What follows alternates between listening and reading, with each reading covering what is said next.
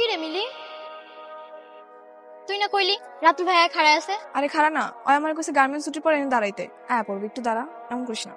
ভাই দুটো নতুন পাখি এসে দেখেন না।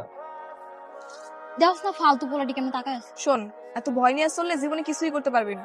তোর এই সাহসী না একদিন তোর বিপদে ফেলাইবো দেখিস। বিপদে পড়লে পড়মু, তাও বিলাইয়ের মতো ভয় নিয়ে চলতে আমি পছন্দ করি না।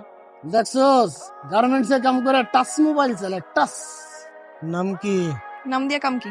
দেখছস এত দেমা করতে গে দেমাগের এনে কিছুই নেই। আর আপনার লাগে আমাকে কোনো কামও নেই। যে নেছিলেন নিয়ে যান। খরচ তো গার্মেন্টসে চাকরি। হ্যাঁ এত ফুটানি আয় করতে গে পাউডার মারে ঘরো না, এই নতুন জামা আয় করতে গে তোর। এই ভাই কাম করে গার্মেন্টস আর ড্রেস পরছে দেখেন নায়িকার মতো। হর নায়িকা গার্মেন্টস যেসব পোলাপাইন চাকরি করে সেগুলো সত্যিকার এক একটা নায়ক নায়িকা। ভাত ছাড়া যেমন মানুষ চলতে পারে না, তেমনি সুন্দর কাপড় ছাড়াও মানুষ ইজ্জত পায় না। গার্মেন্টস এ চাকরি করা পোলাপাইন সত্যিকারের নায়ক নায়িকা। কতদিন কইছিস যে ভাই নায়িকা দেখমু, আজকে তোরে নায়িকা দেখামু। এই সাইড নায়িকা সর। চলো সিপাই যে নাসি। এরপর মাইয়াকে গায়ে স্পর্শ করার আগে 10 বার ভাববি। ভাই কিছু মনে করেন না, ওরে মাফ করে দেন। ওরে আমি আপনার কাছে মাফ চাইতেছি, চলো। কেন আমি ইনসাম কেন? হ্যাঁ ওই অন্যায় করছে, গেলে ওই যাইবো। তুমি আমার টানাটানি করতেছো কেন? চলো তো, ঝামেলা আছে, আসো। কত বড় সাহস ভাই, আপনার মাইরে গেল। বুঝতে কর কই থাকে, গড়াই থাকে, সবকিছু আমার লাগবে। টাচ করুম রে, টাচ করুম।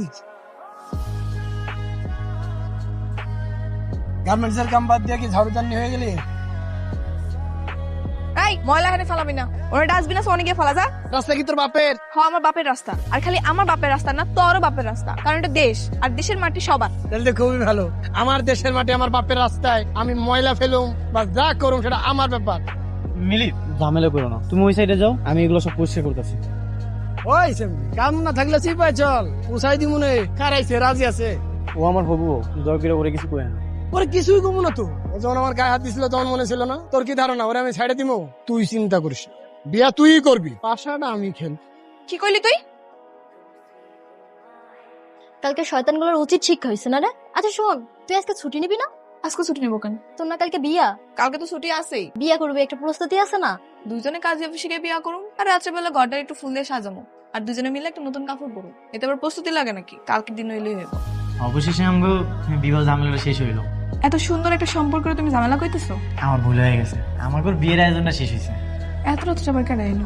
আচ্ছা দাঁড়াও, আমি দেখতেছি। রাতুল কে? আমি রাতুল। নিয়ে চলো।